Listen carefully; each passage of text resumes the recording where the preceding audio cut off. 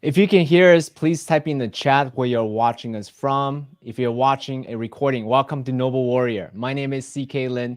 Noble Warriors want to interview entrepreneurs and thought leaders about their journey from the first mountain of achievement to the second mountain of purpose. So you too can find your purpose, clarify your vision, and then create your legacy. If you have any friends who are on that journey who could use more inspiration, more actionable tactics to take that leap of faith, go ahead and share this episode with them. They'll really thank you for it. I'm really excited to introduce my guest. My guest today is Josh Terry. He has built an audience of 1.2 million followers on TikTok in the last 2 years. He's a writer, he's a content creator, he's an investor, focusing on learning theory, self-development, mental model, and Bitcoin. I'm so excited to have you here with us, Josh. Thanks so much for being here. Thank you for having me. All right, so let's jump right into it. I'm new on TikTok and I am a fan of you. And I want to let you know this publicly. You're the reason why I started creating on TikTok.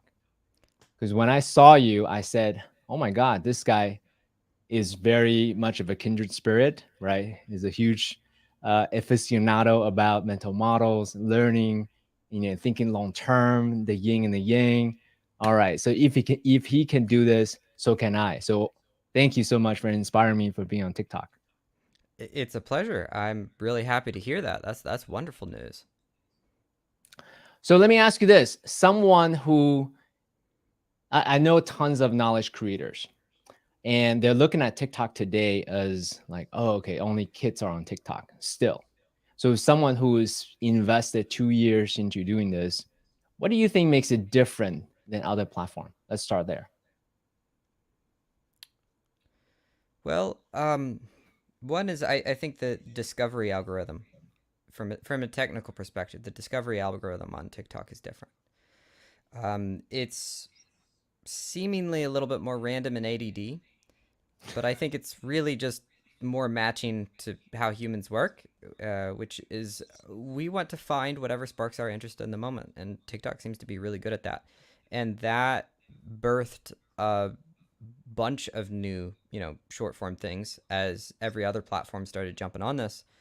And I think the result of that is a new form of expression and communication. When blogs came out, initially it was an amazing opportunity. Well, first it was just hobbyist, but then it was an amazing opportunity for people to, build businesses, different ways to gain wealth, things like that. But then eventually it became oversaturated, and a lot of people moved on at that point. But one of my favorites, Seth Godin, began making classes around blogging, and he said it doesn't matter if you're going to get financial success with this thing; it's going to make you into a better human. And I thought that was amazing. He doesn't teach blogs as a way to get necessarily financial success. He teaches blogs as a way to understand your own thinking, to clarify your own thoughts. And one of the aspects of blogging is it's in a way it's very short form. It's often short form to a length not much longer than maybe one of my 1 minute TikToks. I mean, I post my TikToks as blogs now, and the TikToks are another way I think to explore an idea in a short term way, so that you can get more reps on exploring ideas. So as a personal exploration, I think it's phenomenal. On top of that, I mean, if you look at just a Gary V model of marketing, the standard Gary V model of marketing is go on the fastest growing platform and focus on that until it's not the fastest growing platform, then go somewhere else, and use that methodology as a way to grow. And TikTok's the fastest growing platform, so there's a logic to it from a marketing perspective as well. Um, but for me as a crazy artist, I really like the fact that it gives me a chance to explore something in a way that if I want, I can go farther. And if I decide that this isn't a route that I want to explore, I can just start a new topic. It gives me immense freedom of subject material, I've noticed. And that's been a huge unlock for me because I'm a person who's interested in many subjects. I appreciate that. So there's a few different points. I really appreciate the way you answered this question. So first and foremost, you said it's a self exploration platform for you, first and foremost. And then the second is more on the marketing side. And then the third is, what was it again? All right, it's a R&D lab for you to explore different interests that you have, because you're a polymath, you have different interests and so forth. I want to do a quick call out. For me, people ask me the same question: why are you on TikTok? What's the point of doing this? I would say yes, there's certainly a marketing aspect of it for sure, but 80% of my primary intrinsic motivation is to self excavate, because I err on the side of thinking too much, not shipping enough. And this, to me, as you said, is the first and the third point that you're making. This is a way for me to synthesize my thoughts and ship and, productize or package what is my current thought of the moment. And then at the end of the year, I can then look back and say, hey, here's a body of work. If there's any questions that you may have around something, I can now send them a video instead of having to answer that questions over and over again. Yeah, I think this is probably the primary benefit for me as well. Is for people that are very exploratory, creative, very mental.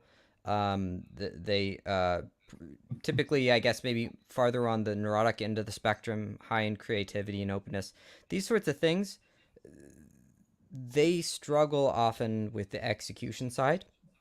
They have amazing ideas. They have amazing things that they could bring to the world. I mean, that's actually what they're wired for, is to bring new things into the world. Their potential benefit to the world. But they struggle to connect that to the real world because they're busy connecting the dots, and they get one realization and they go, oh my gosh, this is amazing. Let me go on to the next one. And you can't build a 40-year empire very easily if that's the only thing that you do. And I think that TikTok is a really powerful tool for people like that because it's not that creatives aren't good at execution. They're phenomenal at execution. It's not good. I mean, it's not true that people that are neurotic, indecisive, etc., uh, that want to think about a topic deeply and then move on to the next topic. It's not that they can't apply what they think. It's that they usually don't have as much practice as most people because they've had this strength of thought that they've leaned on throughout their lives. So anything that you're really good at, you consciously or unconsciously lean on it in some way. So somebody that's extremely creative and thoughtful has learned to get through life in a bunch of ways using that, and then had a bunch of costly dilemmas that have come as a result of it. And the costly dilemmas is usually they're not good at bringing their ideas out in the world. And the way to get through that is to give yourself reps on it. It's really to just think of execution as a skill set. And I think that TikTok, for some people, is a phenomenal way to practice execution. It's a way to, because I'm going to refer back to Seth Godin. There's something that Seth Godin talks a lot about, which is shipping it, right? So the goal is to ship the product, ship it. And you need practice doing so. So what people often do is they'll think of an idea for a book, and they'll start their authorship career by thinking of hundreds of ideas for books. And they'll go, okay, now I'm good at ideas for books. And then they'll think about, like, okay, well, now I need to learn about, book structure. Okay, so I'm going to write hundreds of book structures. And they'll try to go through this process with the idea that once they get to the end of this process, they'll be really good at writing books, and then they'll be able to ship a lot of books.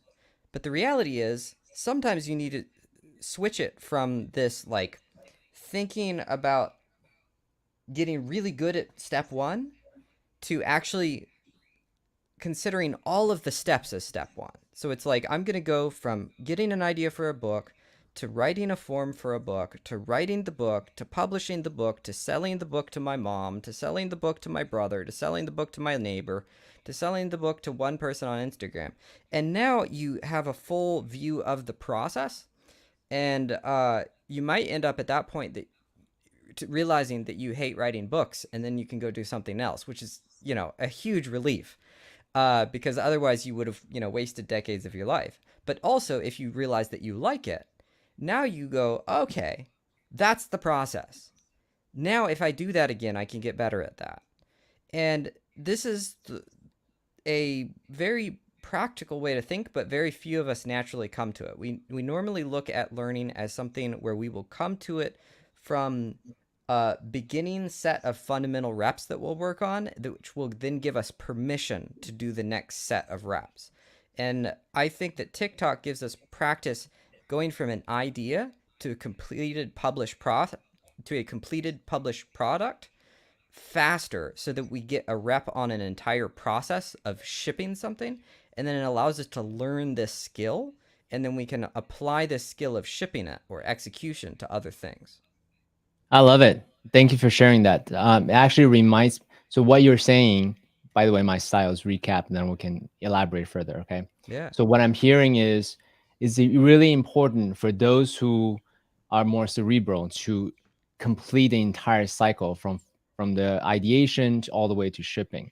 It actually reminds me of something that David Perel shared. He's the guy who has a program called Rite of Passage, and he distinguished a printer method versus a pixel method. And let me explain what that is. So printer method is when you print something, it's line by line by line, perfect clarity. Print, print, print, print, print, print, print. Versus a pixel method is it's really blurry in the beginning and it gets progressively more clear throughout. And our school system teaches us there's a step-by-step process. You get phase 1, 2, 3, 4, 5, then it finally, tada, in the end, it's complete, it's perfect. But in reality, especially in the creative process, what I came to appreciate is really is more of a pixel method. Now, if you have a gift where you get divine download, perfect first shot, congratulations to you. That's awesome. But at least for the rest of us, my experience is more of the pixel method. What do you think about that? I think it's great. So I want to break down real quick the good side of the line method, because if we understand the good side, we can understand why we might not want to apply it in other places. So the line method comes with an assumption that we know what the hell we want to make.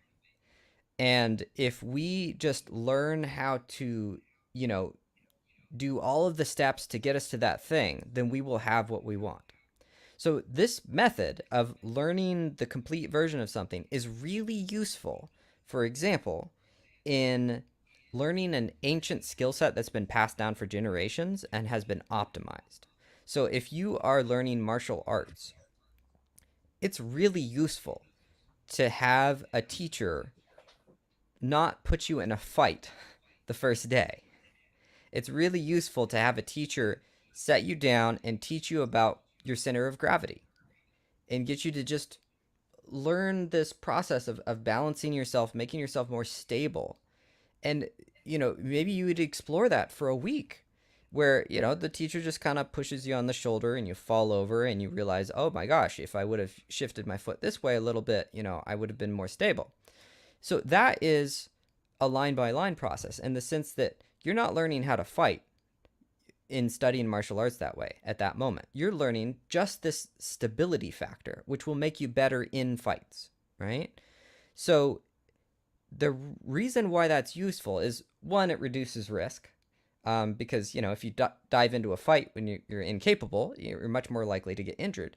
But two is you have a teacher that knows exactly where you're going. He's studied fighting his entire life, and he knows that if you learn these center of gravity ideas, then you will have an awareness that you carry through all of your other training. Yeah. And So so, real quick, yeah. just we got a technical issue just now. Hey guys, I fixed the echo issue. Let me know. Type it on the side. See if that echo issue is being solved. Am And I then Echo Man now? while they do that, I wanted to circle back. this is the Noble Warrior podcast. So we use the dojo analogy quite a lot. So I definitely Oh, appreciate cool. the whole idea of going to the dojo, practicing, and also have a sensei, have a master pointing out to you that this works. Yeah. Okay. So yeah, let's continue with that. So if you're learning your if you're learning your skill set from a very skilled teacher, you can go into it almost blindly with a bunch of faith in the teacher and actually learn faster because he'll just feed it into you, and you'll learn this one fundamental basic, then you'll learn a second basic, and then you'll start stacking everything and you'll be very very good.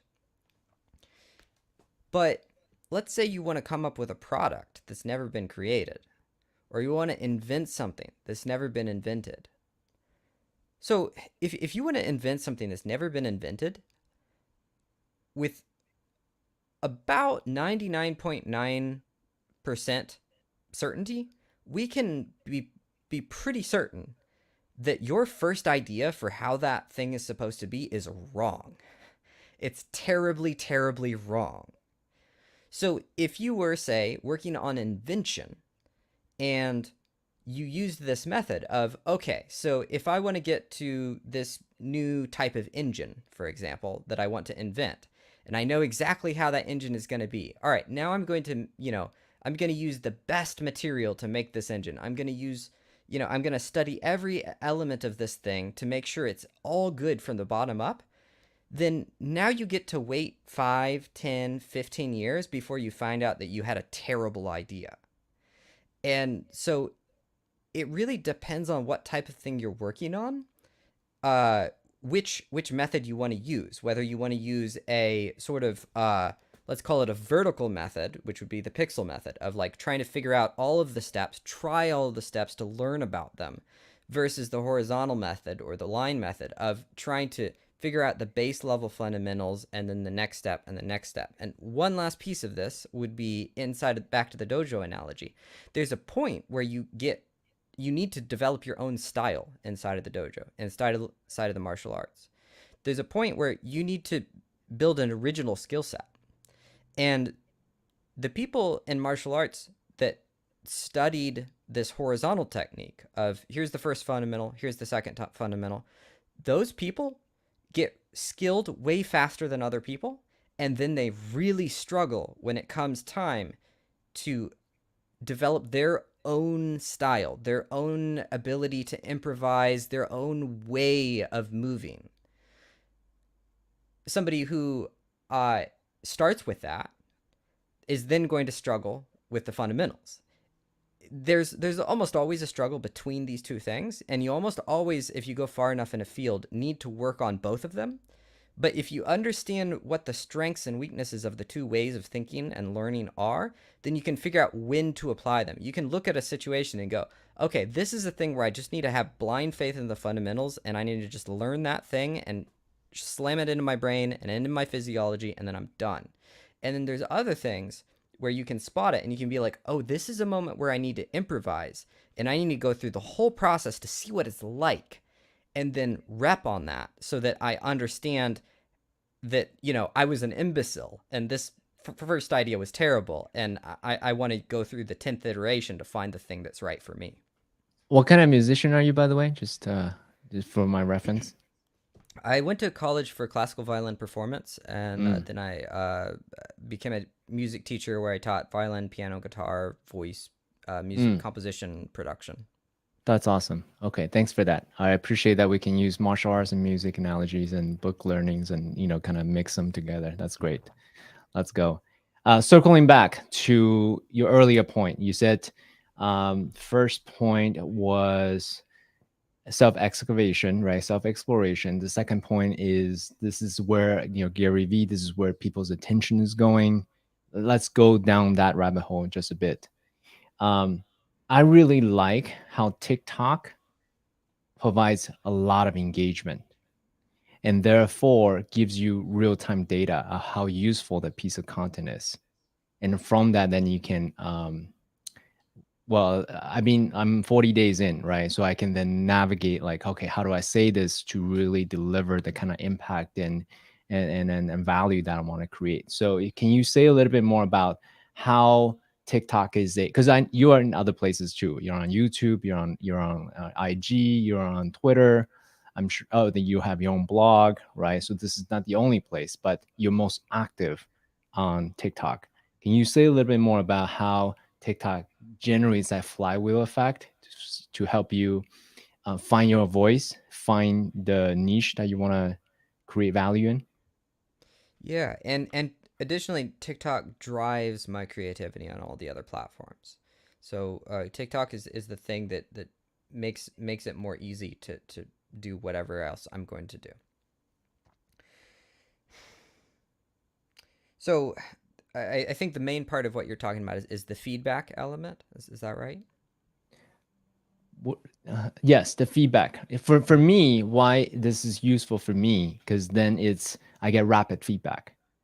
I Yes. can do hundreds of experiments every day. I mean, I can do a experiment every day, and then I get feedback right away. And that's useful for, especially for someone like me, doing these type of knowledge creation effort that I do. Yeah, I agree. So it's really similar in the sense that it's a short form platform that also, because it's a short form platform, all of the other interactions are sort of extrapolated out from that short form behavior. So the comments, the trends, the just all of the different discussions, they have a accelerated pace to them. So, you can have a trend go wild on TikTok in a couple of days. You can have a viral comment on TikTok. That's always like a serious win. I always feel What's a so proud of viral myself. comment? What is that? It's just a comment that gets to the top of the page from so many likes, and it's so funny because it's not, it's usually not on your video. It's not on anything maybe that you have a sense of relation to, but you get a sense of pride when you're like, oh yeah, I commented something and I worded it just right so that everybody liked it and it went to the top like a Reddit page, if you will. That feedback loop is all over the place on TikTok. And I think it goes back to the idea of shipping it and getting reps, where basically not only are you getting reps on your experience of creation, but you're also getting reps on the social elements. So I think that TikTok is in a lot of ways an accelerated learning tool because you can learn how people work, how people think, how people react to what you do faster here than everywhere else. Um, One thing I when I talk to companies about TikTok, I tell them, look, TikTok is the fastest way not to grow your brand. I'm not talking about marketing here in the sense of like getting lots of people. Sure, you can do that on TikTok, but TikTok is the fastest way to find your brand voice Mm. because you can get the more reps on it here than anywhere else. You can get one of your employees to walk around some event and, film 20 things with 20 different moods, and you can start to figure out, okay, how do I actually want to communicate? And I think that's tremendously valuable. Mm. I love it. So, mm, I didn't mean to like become a salesman for TikTok, but hey, they did a no, good job. I mean, we're using it as a proxy to discuss this because Yeah. TikTok is here today. Yes. It's just like IG was a little while ago. It was just Hmm. like Facebook a little while ago. It's good for now, but at some point, the platform will evolve and it won't be as generous with organic traffic anymore. Yeah. And then we move on to another thing. So to me, as a knowledge creator, as someone who is eager for impact and also income, these are just ways for us to understand the mechanics so we can best advance our message, our story, our mission in the world. So I'm merely using it as an example, but I think Yeah. TikTok is just a thing, right? I'm personally agnostic to it. It's just the tool of today. Totally. And I mean, from a super meta perspective, because I can't help myself, and that's what I do. Hey, you're speaking Also, to totally. Yep, I get it. Let's go. these things that I talked about, with why TikTok is good. All of these things, they're good because they help you. So all of these things, and I mean, I've noticed this in my own work, but I've pointed this out to other people as well. Is all of these things that are working for you on TikTok, if that stuff works for you, you can apply it in your own life, right? So it's like the point isn't making short form on TikTok. The point isn't making short form anywhere. The point is realizing that, oh, if you shorten the time to production on a thing, you get more reps, which means you become more capable faster. So all of these things that I laid out as being, positive traits, I consider them positive traits because they're all things that if you apply them in your life, they're useful. I think they're incredibly useful. So okay. So let's talk about that. Let's Yeah, philosophize just a little bit. I'm What in. are some of the meta skills of short form content creation? Let's talk about that. Yeah. Okay, so number one is the reps thing, and I already went into that, so I won't drill too hard on that. Um, Another one. Let's see. It was just in my head. What was it? Completely lost my train of thought. Well, maybe I could share mine and then see if Yeah, that go inspires ahead. some ideas on your side. So in my mind, we're in the age where attention span is getting less and less. So the meta skills is how do I capture your attention, rise above the noise, because noise is everywhere. How do I capture your attention? How do I write hooks that actually have you go, oh, this is different, this is unique. So that's the first thing. And then the second thing is how do I retain your attention? Because TikTok is the worst, right? You got 3 seconds. If it's not, you're not relevant, the next thing, right? So how do I retain your attention? Then it's about voice and intonation and engagement and storytelling, all these other meta skills throughout. And then eventually you know, whatever it is that you want to guide them towards. So does that inspire any new thoughts as I'm speaking? Yeah, yeah. And I remembered the thing I was gonna say, and then I forgot it. I Fantastic. remembered Great. it. I might have Awesome. forgotten it. What is it? But no, the you know how that goes. But the other element I think that I was thinking about was around uh your own personal voice, and what gets you to create the thing that you want to create. And I think a ton about this subject. I think it's fascinating. Um, and one of the things that you do on TikTok is you make a lot of stuff, which is that reps feature. But one of the elements of that is it puts a high demand to make a lot of stuff. Well, when you have a high demand to make a lot of stuff, you're going to make things differently. And one of the things you're going to do is you're going to start leaning on your strengths out of necessity. And I have a whole rant on people not spotting their strengths, which is basically like we're biologically wired not to see our strengths because we're imitative creatures. That's how we learn from childhood. So we spend our entire lives looking at people around us, comparing ourselves to them, and then we use that information to integrate new skill sets and become capable of survival. And that's good and absolutely necessary. But also, it makes us ignore everything that is unique to us because we assume that, that's not necessarily going to make us capable of survival. So we spend most of our childhood taking out the wiring of looking at what we could actually bring to the world that's unique. And when there is a high demand put on you, and I believe this is why a lot of self-development like encourages pushing yourself. When you put a high demand on yourself, you actually have to fall into your personal slots of capability. You have to fall into the pocket that works for you because you can't deliver, 20 times the number of products than you're used to delivering, doing it a way that you're bad at. You can only do that in a way that you're good at. You can't create, I mean, for a lot of content creators on TikTok, they have to make a lot more content than most other places. You can't have to make 2 or 3 times as much content and do it in a way that you're bad at it. You actually have to use the tools that you are more adept at. And from that, you then get to spot your strengths.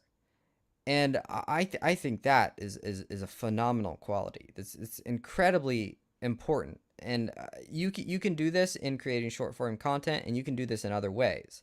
This is part of the ethos of Silicon Valley startup companies, where they try to the goal of the MVP, the minimum viable product, creating a product in a very short period of time and getting it to market so that you can see what the market wants. The whole point of that is the idea of like, well, you don't really know what you're going to make. You don't really know what's going to succeed. So let's just put something out to figure it out, and then we'll move from there.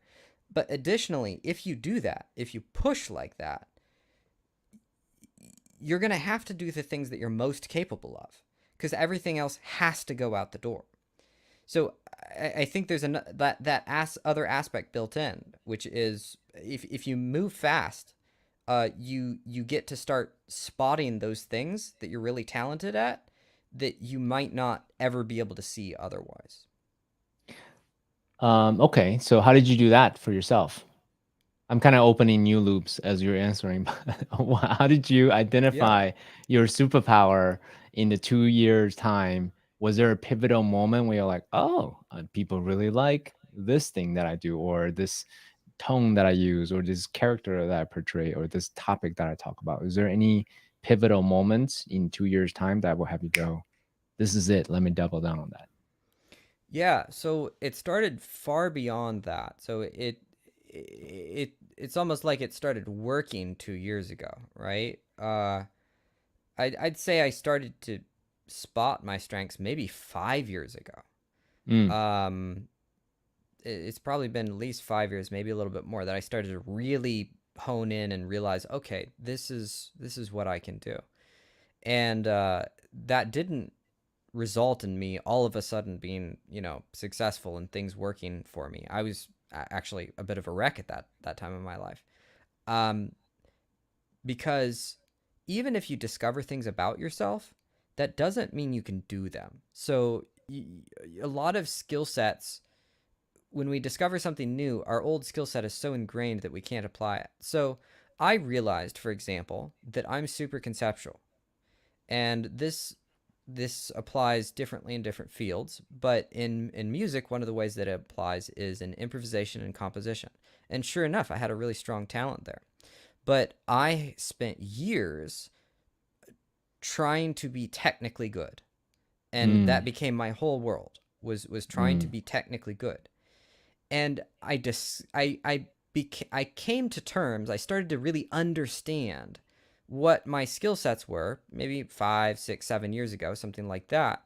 But I'd already done music for 5, 6, 7 years the other way, and I would try to apply this new understanding of, hey, look, you've got to let yourself be looser when you do this thing. You've got to be more improvisatory because that's you. I would try to apply it, and I would fail miserably because I was so locked into the perfectionist mindset from all the old habits that I couldn't apply it.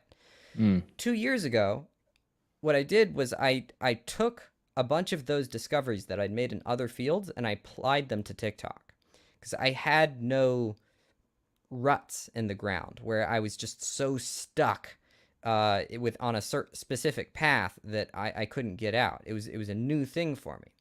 So I came with all of the past experience with none of the past bad habits.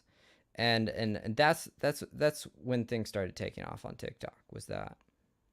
Got it. Okay. Okay, great. So what I'm hearing is also the ability to unlearn things, old patterns as well. There's a hidden meta skill that one needs to also do as well. Yeah.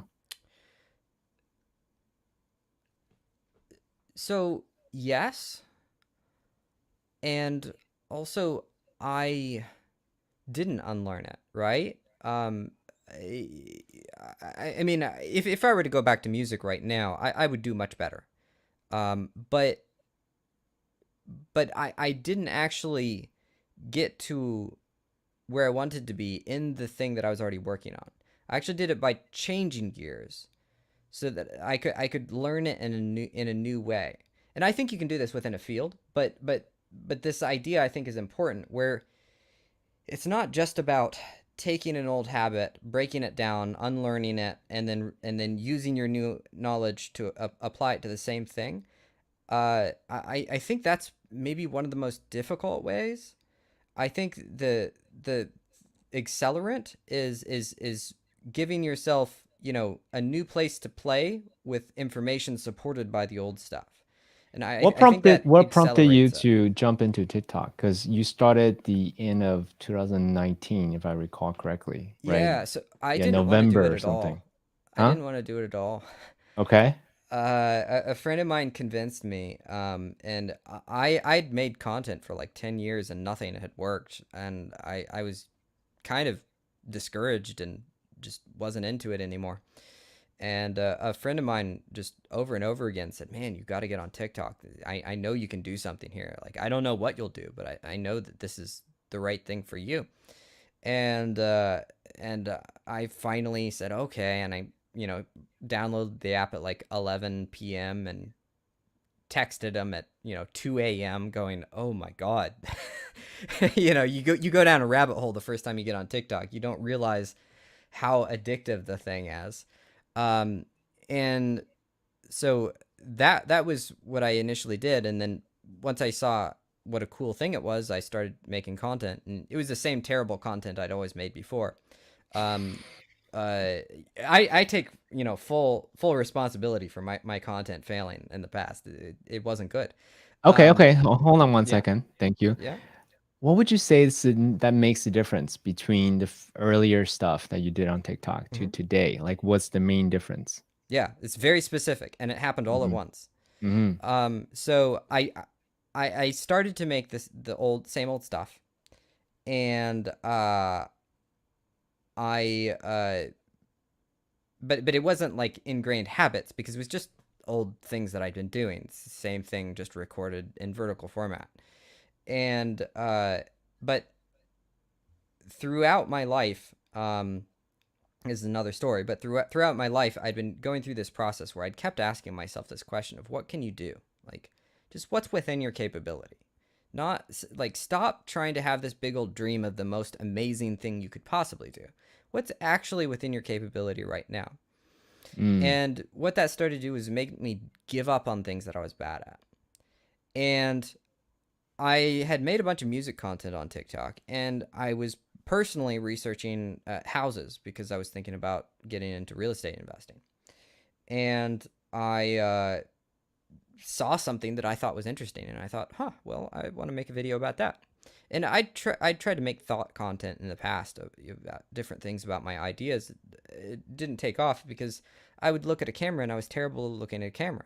I would just lose my train of thought, and I'd feel self-conscious and just all of these things.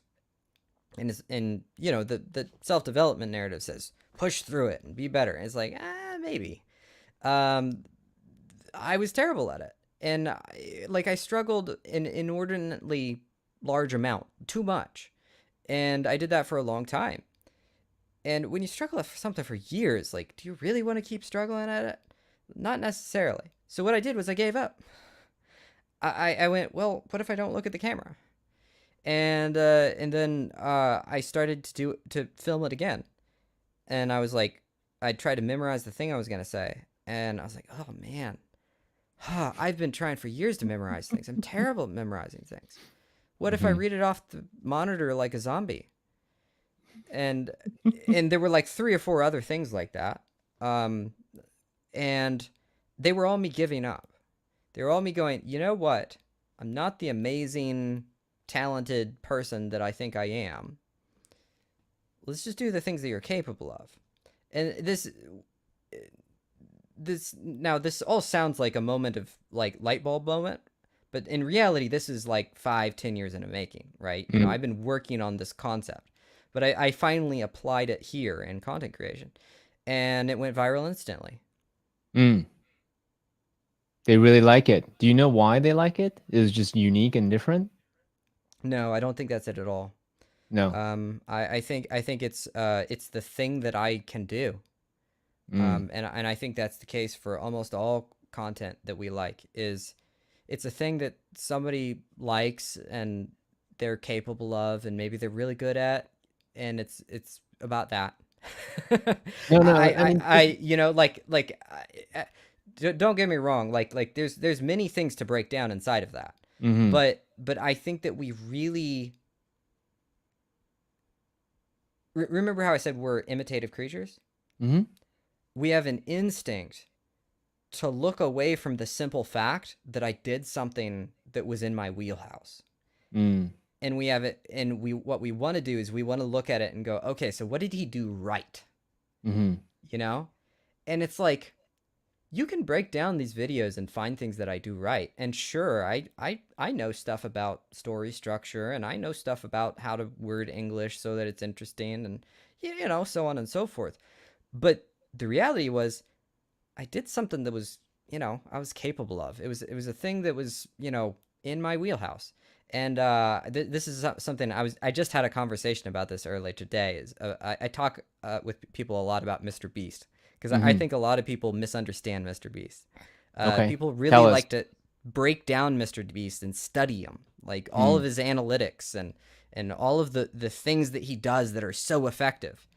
And it's like he's the guy that went on YouTube and counted to, I don't know, a million, just verbally, just one, two, three, four, and I think you can still find the video, and I think it's got tons of views. Like he's that guy, mm, and the fact is, I think that what the things that worked for him were the things that he was more capable of. It was his strengths. So he was the type of guy that was willing to say, I give up. I've tried this for a long time. I'm going to count to a million or whatever number. Let's see what happens. And I mean, you can see the video. It's hilarious. He's 1, 2, 3, 5, 11, just on and on and on. It drones uh-huh. on for hours. And and then that level of willingness enables you to try enough things to find something you're good at. And we look at it and we think, oh, he tried these things until he found a thing that worked, and that was the right thing to do, and therefore we should all do that. Mm, And it's like, sort of. Sort of. The things that worked, we can learn from. There are skill sets within with what Mr. Beast does, but also the thing that worked, it worked in that case not just because it was the right thing. It was because it was Mr. Beast's thing. It was mm-hmm, him being able to fall into his pocket. He's mm-hmm, good at what he does. I would be a terrible Mr. Beast. mm-hmm, mm-hmm. Yeah, so on Noble Warrior, since we talk a lot on purpose and legacy, and it has a little bit of a spiritual flavor a lot of the time when we talk about like dharmic path and this type of things. I don't know what your spiritual beliefs are, but the whole idea of it is we are all here. We all have something unique to bring to the table, whether it's DNA's, parenting, education, perspective, experience. Just we are. What is it that Jeff Spencer said? There's only one of you in all of eternity, not ever in the past, not ever in the future. Therefore, bring forth what's unique in you. And so that's why I want to double click on this very point that you talked about, because even for seasoned knowledge creators, they have a huge platform elsewhere, New York Times bestseller, this and that, successful entrepreneurs. But when they look at a new platform like a TikTok or a new art, framework, 3 minutes only, how do you convey your soul signature, your soul expression? To me, if we can do more and more of that, that's the unique genius, the unique expression. And that's, to me, is the X factor. So hence why I'm double clicking on not the thing that you did, but how you discover your X factor, so to speak. Yeah, there's a bunch of different elements to it. Part of it is just what you're interested in. A really underrated concept, I think, is what you desire. I think that's not tapped into enough. Um, I think a lot about this in the terms of a balance of order and chaos. So when you're trying to figure out the things that you want to make, uh, there are often orderly and chaotic elements that you have to sort out, and it often leads you to the thing you want to make. And what I mean by that is, for example, somebody that's like trying to find their niche, or their brand, that their brand voice, that kind of a thing. Uh, they tend to try to find what's in quotes right. They try to go and try a bunch of individual things, but they're not looking at themselves as a creative individual. They're just looking outward at all of these things of, let's test this, let's test that, let's test that, when in reality it's like, we need to test you. So if you are creating, let's take me for example. I have the same camera angle most of the time. Okay, so if I change camera angles, what happens to my brain? Oh, well, I now have infinite options, and I'm super slow. If you give me a camera where I can put it anywhere, I will create much more slowly because I'll be indecisive about where to put the camera. So Mm. it's a waste of time for me to do that. So I lock that thing into a piece of order where it's like, okay, that's a piece of order that keeps me safe. And if people are wondering about order and chaos, the easiest way I lay it out is, a garden can't grow without a fence, and a fence has no point without a garden. And a fence is order, and the garden is chaos. So there's these creative elements that you want to explore and create, and just find all of the new things that could be. But at the same time, you can't do that infinitely. You can't do Yeah. that in every way or it'll overload you. So the analogy of a garden and a fence makes a lot of sense. So that's why people tell you to niche down, is they tell you to put bumpers on it so that you can explore inside. So I'm not sure if I'm drifting. Am I drifting away from your original question here?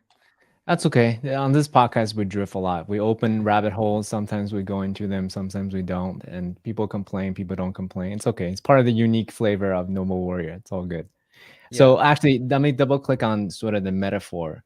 On this podcast, we do talk about the creative energies, kind of like water, right? And the water, you have rivers and river banks. The banks are your bumpers. Mm-hmm. How can you channel this creative surge that you have within you to generate energy or what it is that you want to do, right? So you can create a dam or you can create this other thing or whatever it is that you want. So I really appreciate you talk about not only the creative but also the structure bumpers around it. Yeah, and I think you were I think you were originally kind of asking around, how can skilled creators that already have done a lot of this stuff find their voice in a new medium? Was that kind of where you were going with it? Basically, yeah, how did you in the 2 years time find your X factor? Because 1 Yeah. million, 1.2 is not an accident. People don't just Hmm. all of a sudden, and it is a slow burn. You didn't do it in 30 days, Yeah. right? You didn't do it in one viral thing. It's you're really, really consistent at your craft for 2 years. Hmm. So I was wondering, not the exact thing that you did, but how did you Yes. find that X Yeah. factor? Got it.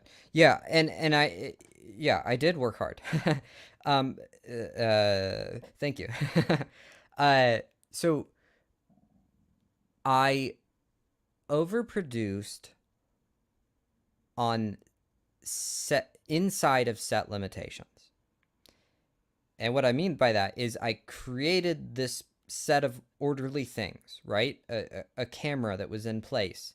I read off of things like a zombie. I used a notepad, for crying out loud, for about half of this process. I didn't even graduate to Google Sheets for quite a while. Um, and what I did was I had these things locked in place that I didn't care about so much. And then I gave myself immense freedom everywhere else. So, me, the creative, my first video that goes viral on TikTok is a real estate video. Um, you might relate to this quickly, but a lot of people this might sound very strange. But my first thought was not happiness. My first Mm. thought was terror of, oh my God, am I a real estate creator now? Right? Is that all Yeah. I'm gonna do forever for Yeah. the rest of my life? Typecasting. Yeah. Yeah, yeah, Typecast yeah. forever. Yeah. Yeah, so I had to test my boundaries, right? I did that, and I made some more real estate stuff, of course, and then I made something about the stock market, and that took off, and I was like, oh God, okay, whew. Oh no, am I a financial TikToker? Mm. Is that am I just a fin talk? Is that all I do? Oh no. And then I made something about psychology. And that was the point where I started to loosen up a little bit. And I started to realize, like, okay, no, no, no. I can explore here. I have some freedom. So I had to give myself freedom. So I gave myself restrictions in places that I didn't care about. Camera angle, uh, performance of what I looked like on video, things like that. I just solidified, stopped thinking about it. And then I explored in the places that I wanted to. And Jack Conte, the CEO of Patreon, I believe it is, has a phenomenal video about this on YouTube somewhere. Before Patreon, he was a musician in a band called Pomplamoose. And he describes this as we have boxes of things that we care about and boxes of things that we don't care about. And we can move really far in life if we solidify the boxes of the things that we don't care about and then optimize the boxes that we do care about. So when he was a musician on YouTube, he really struggled. He and his partner in Pomplamoose, they were not successful. They were not doing well. And one day he sat down. He was like, "What do I care about? And what do I not?" And he's like, "Okay, I care about harmonies. I care about melodies, rhythm. I don't really care about form so much. I don't care about what song I'm playing." Oddly enough, he realized, and he had been writing original songs and producing those, and he realized he actually didn't really care what song he was performing. He cared about how the song sounded, the timbres, the thing inside of the song was what he cared about. So he covered Britney Spears, and he became one of the first successful YouTube cover bands. Mm. That's a great story. Huh. They I've became never huge. That's a really great story. Huh. Yeah, they became wildly successful. So wildly successful that it was worthwhile for him to start a company called Patreon. Mm. Like it was a direct extrapolation from Pomplamoose. It was he had trouble monetizing Pomplamoose, and he did used Patreon to do it. He made Patreon out of that. And what he did was he realized he didn't care about what songs. So as a result, he would go with the most orderly mainstream thing. So it was the default mode, right? Oh, Britney Spears is popular. I'll cover Britney Spears. Solid. And for somebody that's super artsy, this on the surface sounds terrible. It sounds like, oh my God, I'm never going to cover Britney Spears. That's not my thing. It's like, cool, that's fine. Do you care what brand of guitar you use? Do you care what the timbre of your guitar is? Because there's some original songwriters that care so much about the lyrics and they care so much about the instrumentation. They do not care which guitar they use. They just don't. There's something that you don't care about, or something that you're really bad at that you wish you could just let go of. And those are the things that you want to cement. You want to cement them in the mainstream dialogue that everybody else does, and it works, and you don't have to worry about it. It's like you don't want to when you build a building, you don't want to build it from scratch. Generally speaking, you want to use a bunch of past knowledge and engineering to do it. And so when you go to make your own creation, you want to figure out these things that you really care about, and then just let the rest of it go. And This is I this think is this this is applies this. to any of the bigger creators out there. Is just take the part that you care the most about in what you've done before, maybe even that part that like was your baby, and just plunk that into your new creative endeavor, but leave the rest up to just whatever works. No, okay, so let's double click on that. I see a few creators watching our conversation right now. So let's unpack what you just said. I think this is worthwhile. So reinforce your non-negotiables. You reinforce the thing that's so important for you. That's, if you were to sell out on that, you'd be selling out your soul. But, also be really cognizant about a lot of other things that you don't care about. So regarding, let's say, knowledge creation, content creation, there's topics, structures, camera angles, right? Style, voice, tonality. Let's just kind of help them out. Like, think about some other things. Are Yeah. there other things that we can help them think about? Yeah, so I break it into these two chunks is I think Mm, of it as stylistic limitations and logistical limitations. mm, And I think a lot of people don't think about it this way. And what I would call stylistic is genre, tone, feel, subject matter, mood, those sorts of concepts. Sometimes color would be in there. Color is one that could work in either one. All of these could they're just concepts, but these sort of mood genre esque things, stylistic. That's one type of limitation. So you could be a person that says, you know what, I want to only make pop music. But then there's a lot of musicians that are like, oh my God, I could never just make pop music. I want to make country. I want to make blues. I want to make rap. I want to make jazz. Okay, so you get to use logistical limitations. How long is the content you create? What instrument are you using? Where are you located? Uh, like, how long do you have to build the thing? All sorts of things. And what I found is a lot of people give advice around stylistic limitations mm-hmm, because that works for the majority of society. The mm, majority of society, psychology wise, are on the less creative end of the spectrum. They're more on the practical end of the spectrum. mm, The creative mindset is a minority mindset. mm, So this advice of niche down by locking in on you're a country artist, that works so well for somebody that is less on the creative end of the spectrum. For somebody that's farther on the creative end of the spectrum, that is torturous. It feels it makes them actually feel useless because mm, their real offering is basically new styles, new ideas, new moods, new genres. That's actually what they have to offer the world. So they often feel useless when they niche down that way. But there are so many creative people that you can give them a roll of duct tape, a banana, three toothpicks, a couple bricks, and a log and some matches and tell them make something, and they'll be like, I'm on it. I got this. okay, so all right, let's shift gear a little bit. Mhm. So now that you have a sizable audience, what's the vision? What do you plan to do with it? I know that you're really solid, hone in on Bitcoin. So you're doing projects in the infrastructure side of things. Is that your infinite game? And if so, how do you tie this to what you're doing here on media? So, Yeah, so I think Bitcoin is a solid infinite game. I think that's one of them. I really care about what's going on there. I honestly believe that there's elements of Bitcoin that can help the world. It's a phenomenal thing.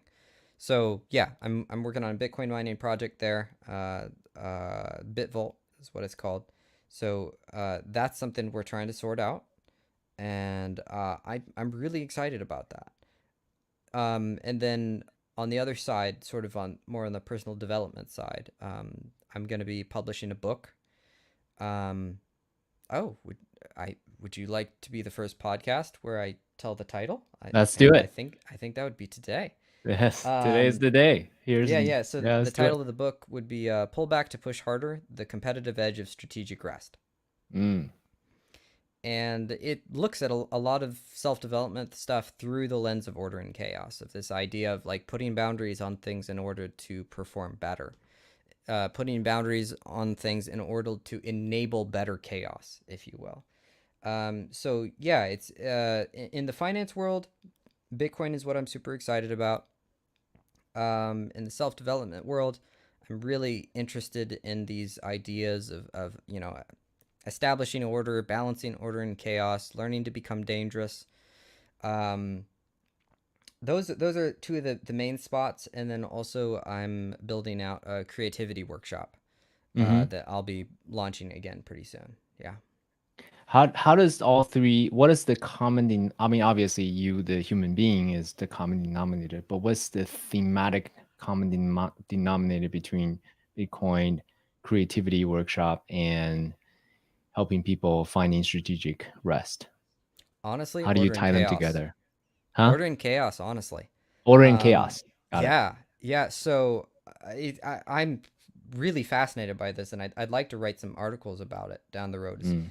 So let's see, where do I start? So creativity. Uh, we actually talked a lot about my theories of creativity in this conversation around you know content creation, which is you want to learn how to establish limits, but you want to learn how to do it in a way that enables you, not that feels constricting, right? So the way a lot of people niche down, they struggle with it, but there's ways to niche down that actually feel empowering, right?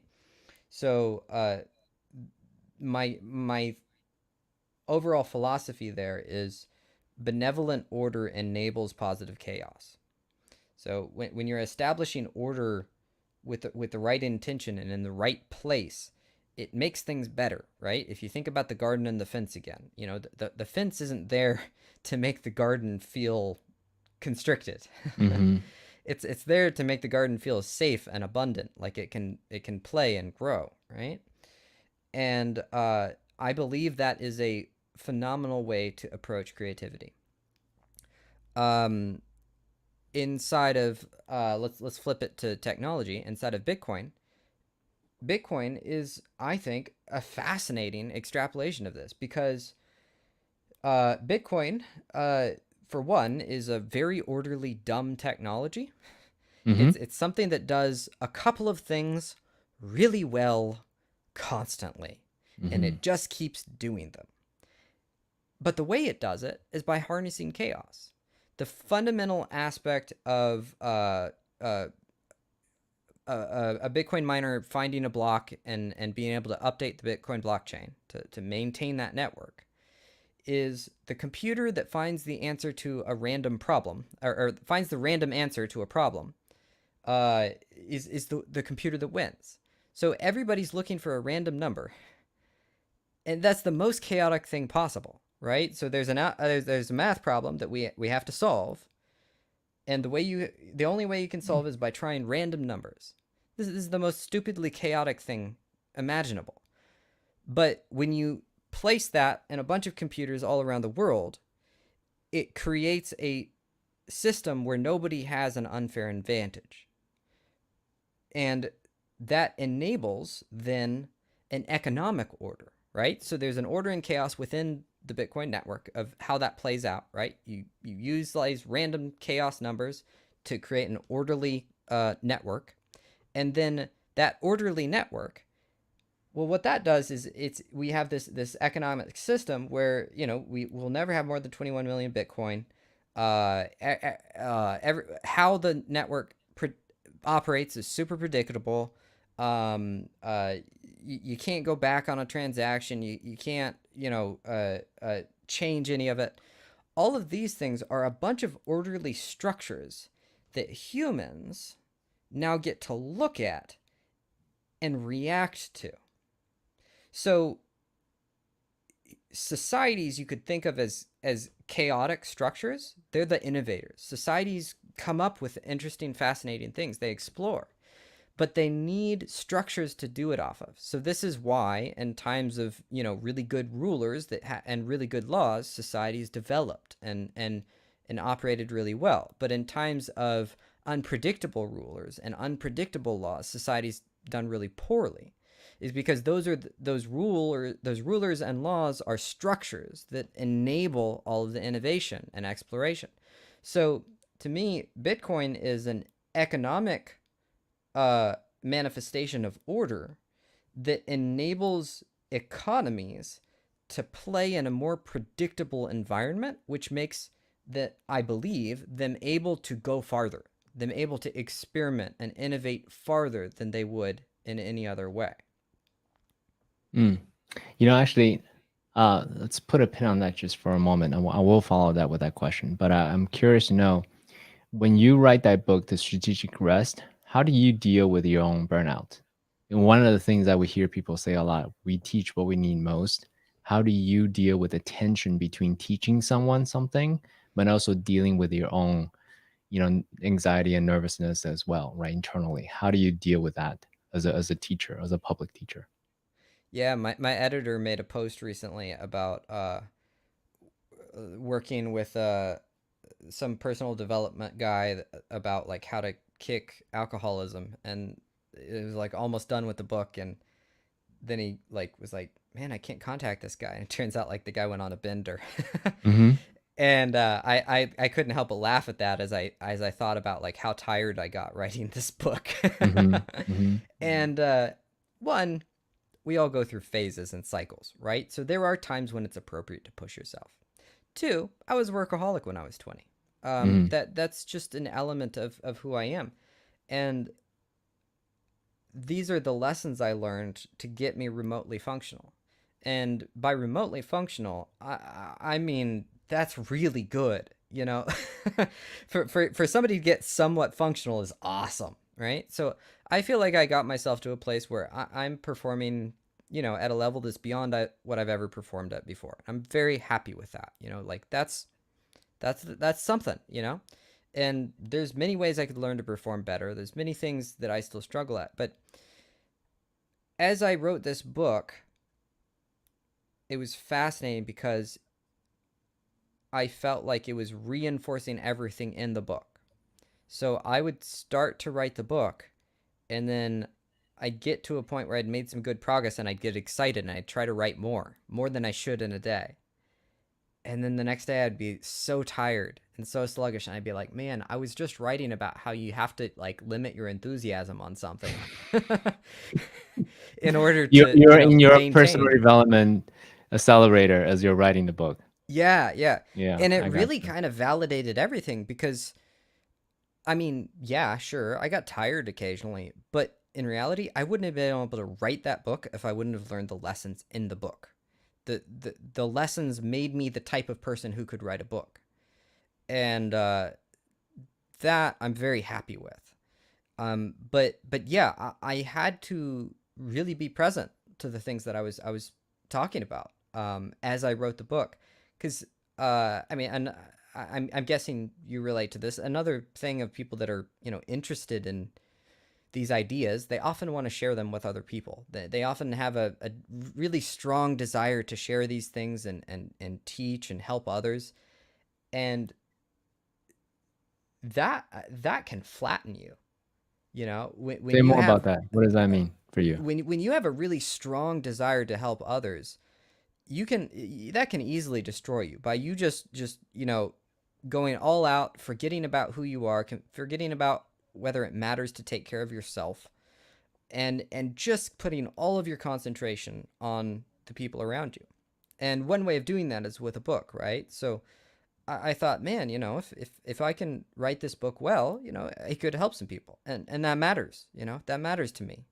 Uh, and so as a result, it's very tempting to put everything all at once into the book. And the reality is that won't get you a good book. Doing it Mm, that way won't get you the product that you want, and it won't give people the help that they want.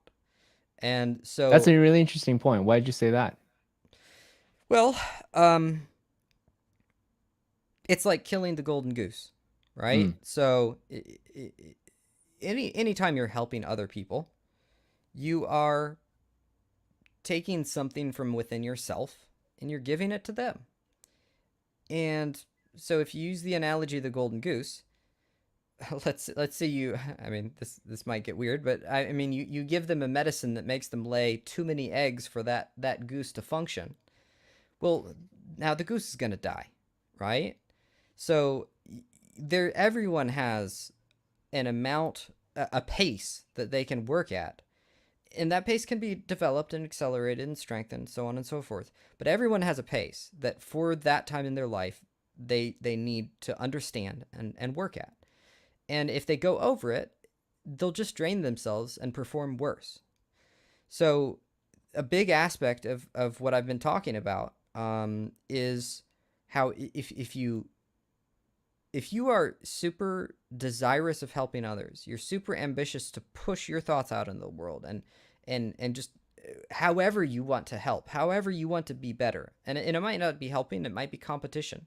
Whatever it is, if you have this strong desire to push forwards and accomplish on a powerful level, if you don't limit it in some ways, you'll get a worse result. So if you can pull back and say, you know what, this is how much you're going to do today. And no, you're not a weakling because you didn't go farther. You're actually strong because your instinct is to push harder. You held yourself back. If you hold yourself back like that, then what that does is it fills you with energy, and it fills you with a type of tension that makes you want to spring forward again, right? So people that are really excited to go act out in the world, the people that are ambitious, for example, sitting on the beach doesn't really relax them. It makes them almost jittery, right? Whereas it's like, all right, here we go. I want to go do this thing, and that's good, right? Now, on one hand, you need to learn to relax a little bit, but on another, if you have these things that you want to do in the world and you can pull back and sit on the beach for a little bit, where you pull back and say, no, all right, this is the limit of how much I'm going to do, then you're going to build up this energy that makes you excited to take the next step. And over again, I see creators and passionate people and ambitious people who have such ginormous dreams chase after them and get less and less enthusiastic over time because they're trying as hard as they possibly can, and every step their lightsaber is a little bit heavier. Every step they're just a little bit more drained. But if instead you recognize your dreams, you recognize your passions, and you say, okay, I see you, I see what you want to do. Now, what's a small, tiny thing you could do that would make yourself better, that would make yourself into the type of person who could do that thing? And you go do that. And then your brain says, oh, but I could take these other 5 steps to get towards that thing. And you go, no. You already tired yourself out. Stop. It's like overtraining in the gym. Stop. Take a break. Pull back. Wait. Recover. Learn from the experience. And then you go, oh, now I'm really excited to do the next step. And maintaining that energy, that excitement, the hope, and particularly the desire to move forward, I think that's one of the fundamentals of success. I like that.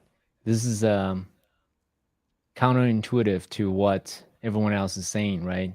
Hustle, David Goggin, right? Definitely go out and, tame your inner bitch. This is the opposite of his advice, right? Yeah, so I've actually really liked David Goggins. He's hilarious. And He's a consider special human for sure. Yeah, so I consider his philosophies to be the flip side of the coin to this, or this is the flip side of the coin to David Goggins. So earlier I was talking about stylistic versus logistical limitations, and I said that creatives tend to prefer one type of limitation, and then people that are on a more practical end of the spectrum tend to like other types of limitations. Advice is contextual and based on psychology, right? There's things that help some people and things that help others. And so I think there's a very large portion of society that really needs David Goggins' message right now. And it's the best thing they could possibly hear. And I think there's another subset of society that can hear that message and destroy themselves by following it. Just absolutely wreck their lives. because they're the people that already want to push. They're already pushing as hard as they can, and they've been doing it since they were born. And what they need to do is stop. So I love David Goggins, actually. And if I were to have followed his advice, it probably would have destroyed me, because I was already wired to do that type of thing. That I had that desire to push. I didn't have things that were telling me to hold back. I had things that were telling me to push forwards. So I think it's incredibly valuable advice, but I think it depends on the person. And maybe a larger segment need David Goggins than mine. It might be a 60-40 type of thing. I'm not sure, really. I don't know. But I do firmly believe that there's two types of psychologies here, at least, where some people really need a message of, hey, take everything you have and put it into this one point of focus and drive so hard that your mind silences and you can actually see the world for what it is.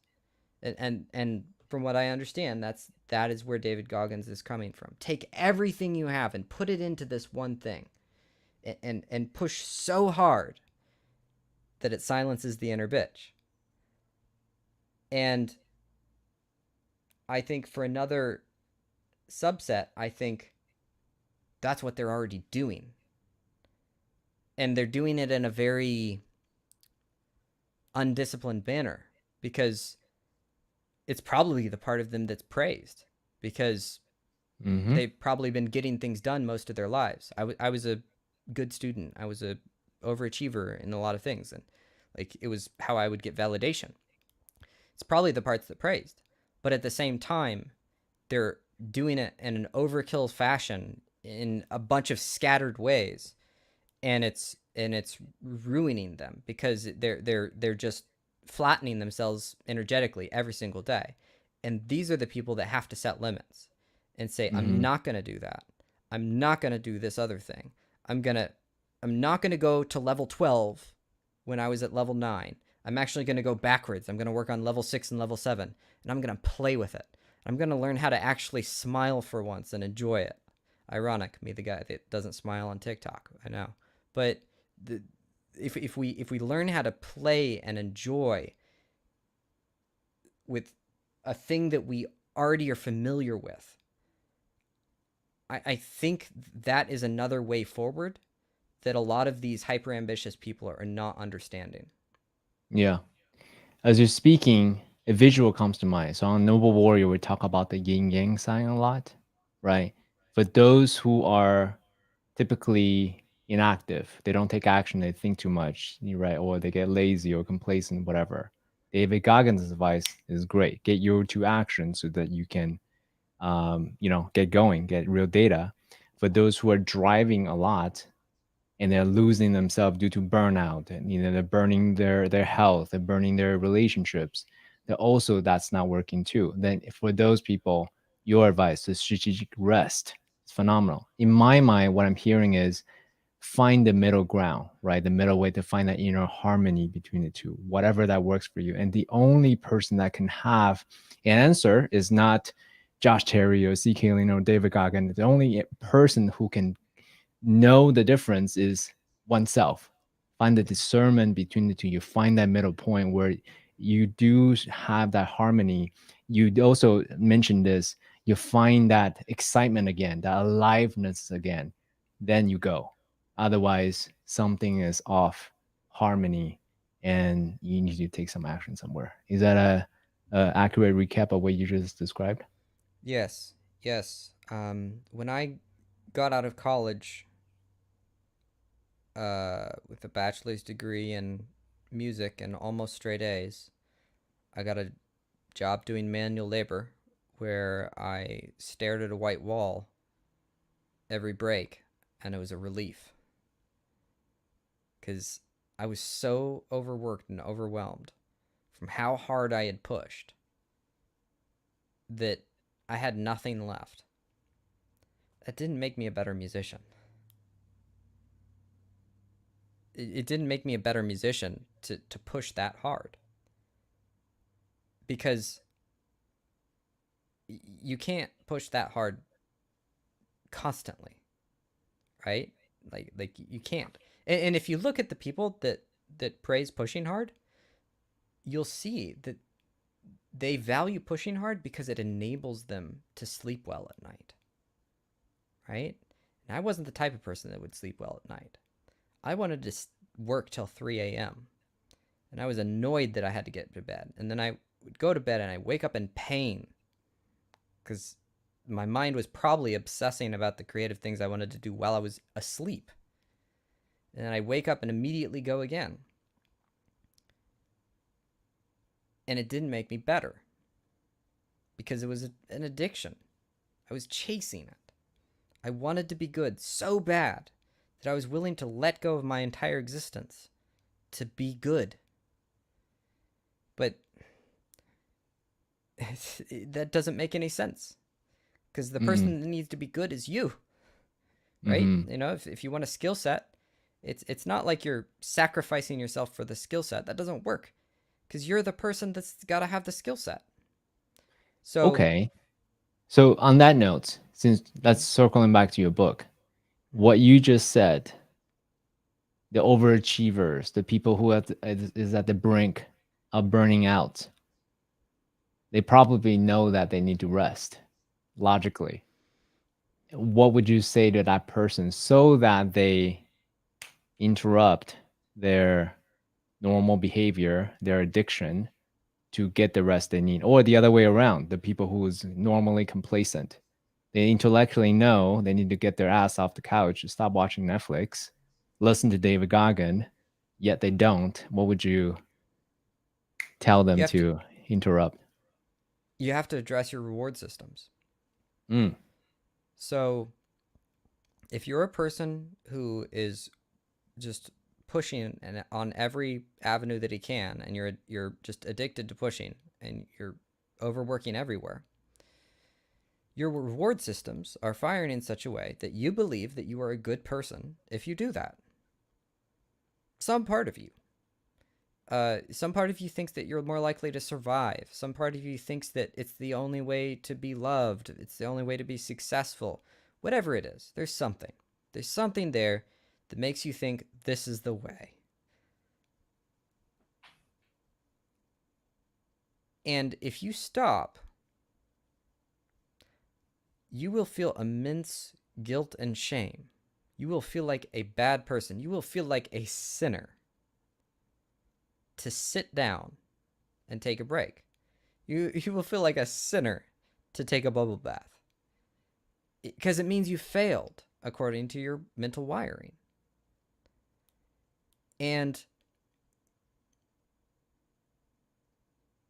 it sounds nice to say, oh, well, you need to flip that and figure out that, oh, that's not the way it is. And you need to teach yourself how wonderful it is to take a rest. And that's not realistic. It's very, very hard to change your wiring. What you have to do is you have to learn to sit with guilt.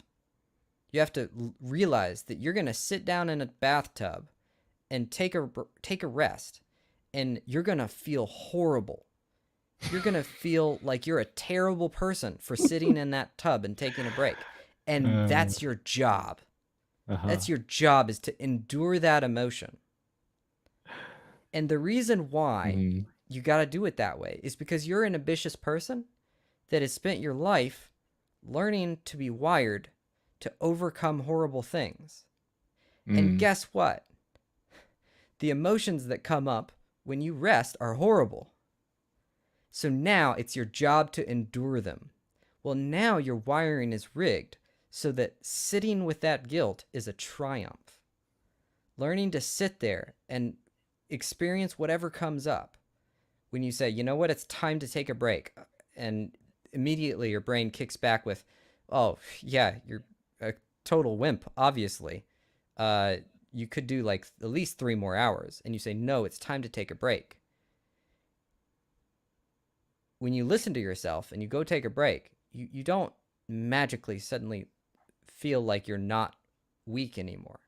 You feel like you're weak. But if you know that you're going to feel that way, if you know it's coming, then you can decide, this is my task, is to deal with this emotion that's going to come up. And that, when that's done, it's a triumph. And you can feel that, and you can learn that, and you can realize, oh, this is my job too.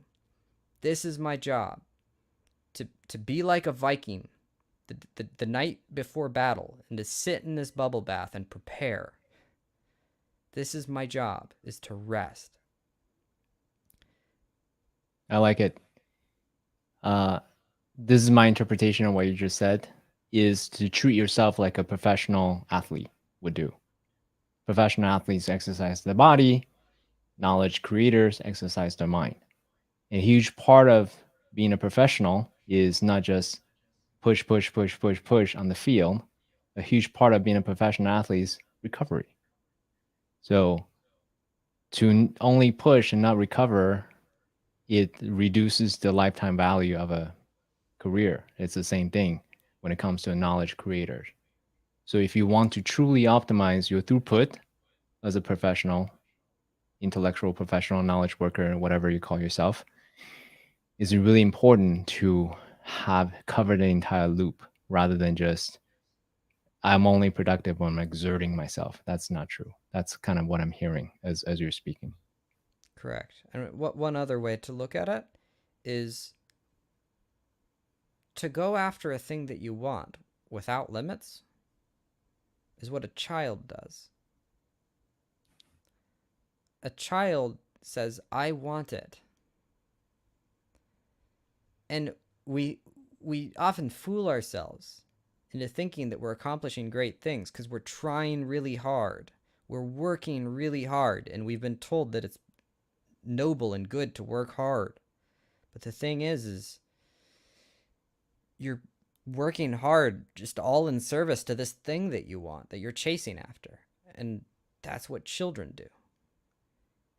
People that are responsible for children, people that are responsible for their family and the ones that they love, they tell them to go to bed. And I think that's the difference, is it's basically to parent yourself, to be the adult that says, all right, yeah, you've got these ambitions, but also you got to pay your toll bill. You gotta go and eat a decent meal, and you need to go to bed, take a break, and then go have some fun. And I think that's the adult thing, taking responsibility for yourself, and caring for yourself as if you have a responsibility over you, and you need to care for yourself. Thanks for that. So let me circle back to being a TikToker, your journey of 1.2 million follower.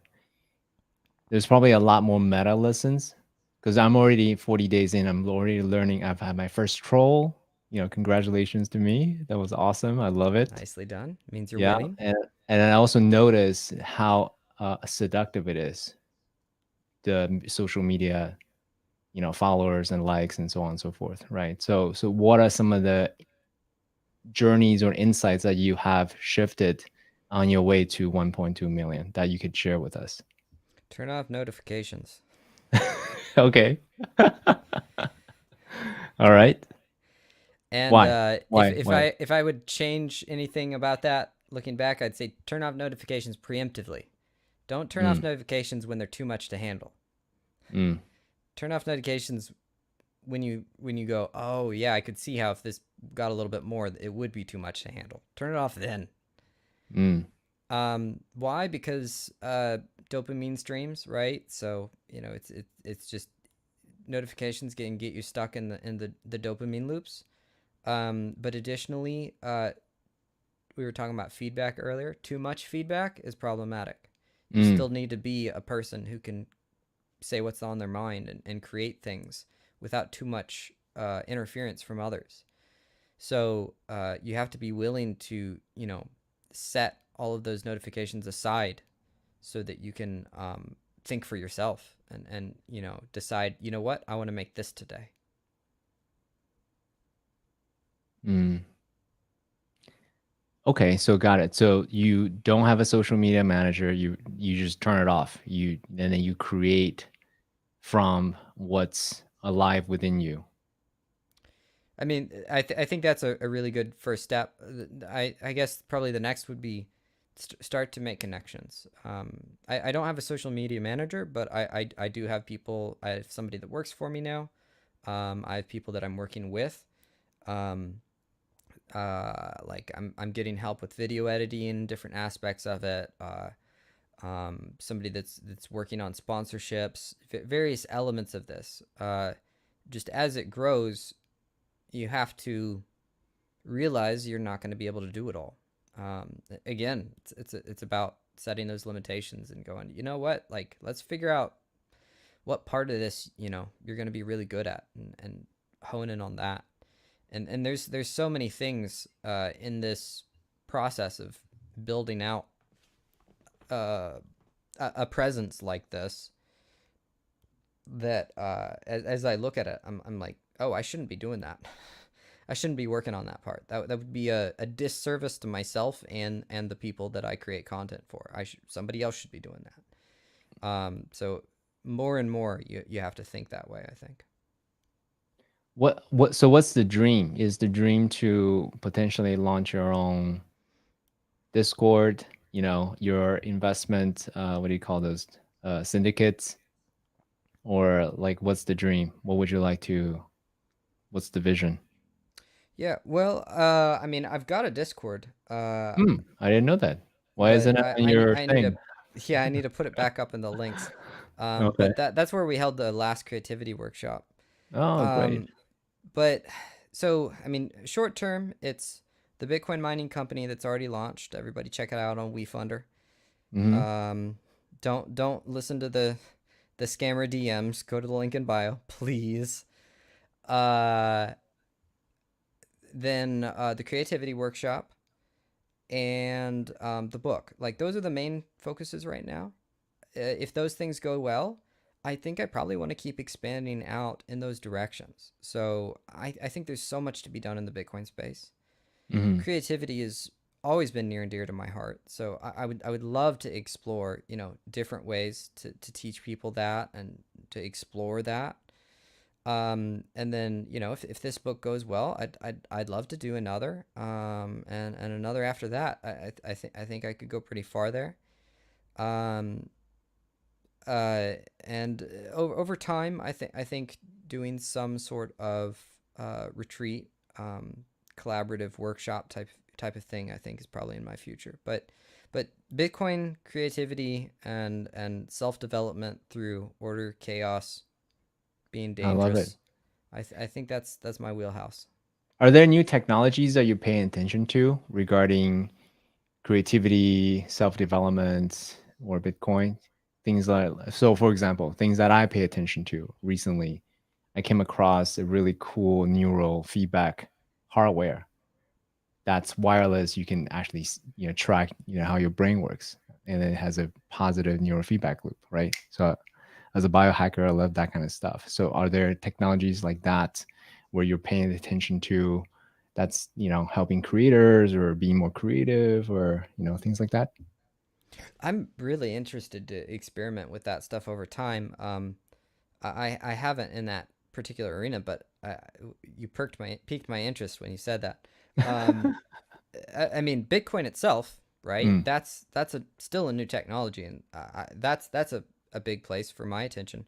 Beyond that, Is there a place that you hang out AI. on the So, on the social web around Bitcoin? Like we can, I mean, people Bitcoin should check Twitter is out. pretty fascinating. There's a lot going on there. And then the three defaults that if people are asking about Bitcoin, I generally point them towards Anthony Pompliano, Michael Saylor, and Robert Breedlove. Oh, and a YouTube channel, Antonop, I think is how you pronounce it. Mm. And then I've got a little Bitcoin course that could be found around. It's very Uh, nicely done, by the way. oh, thank you. Thank you. Mm, Yeah, I wanted to experiment with a different format. Like I decided, well, you know what? I'm just gonna make a course that's like TikToks and see what happens. And I mm. got a lot of compliments. A lot of people liked it that way. Yeah, it's short, There's it's simple, it's yeah. very, I mean, you can do it in, I don't know, 15 minutes or something like that. Super Yeah. short. Yeah. Yeah, I'm happy with how that worked out. Uh and then I'm really interested in AI creation, or AI assisted creation. I think content creators in particular probably could benefit incredibly from there. I Any am specific platforms that you pay attention to? What's um AI creation for content creators? What is that? I mean GPT-3 seems just terrifyingly amazing. And I think that some amazing things could come out of utilizing GPT-3. Uh, I haven't really been like diving into it yet, Mm. but whenever I get some free bandwidth, I do want to experiment, like maybe making some channels that are AI specific. Okay. All Yeah. right. So that's a possibility. You're gonna make another channel. In time, in time, in time. Is there anything that, so one thing about it that I'm particularly interested in, but I haven't seen any real attempt at it is TikTokers, right? We make educational content, but most of the benefits is being read by the platform themselves, Web 2.0 esque, right? The whole idea of Web 3.0 is smart contract, perpetual royalties, and things like that. I just haven't seen that. So I've seen that done for music and for other things, but not exactly in the training space yet. Have you seen anything interesting in that direction? No, not yet, but I agree. I think there's something there. I mean, for one, the what's the Oculus Rift stuff? Hmm. What The metaverse, just VR. full 3D, yeah, Mm, VR stuff. Like that's gonna be phenomenal for training videos over time. And then yeah, I mean, just the whole royalties, copyright stuff, the ways that crypto could help that, I think is phenomenal. But yeah, I think there's a lot to be built in the educational space.